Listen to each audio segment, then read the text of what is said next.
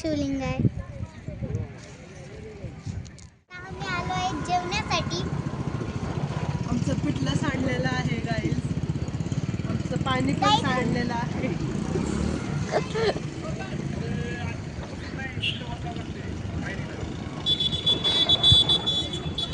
तरी आमची सगळी फॅमिली बघा तुम्ही जरा. इकडे ये. आता आम्ही जेवण करणार. जेवण झाल्यानंतर आम्ही मंदिरला जाणार. वापस आलेलो आहेत. आम्ही रात्री 10:30 वाजता पोहोचलेलो आहोत आणि आजचा व्हिडिओ संपला. बाय.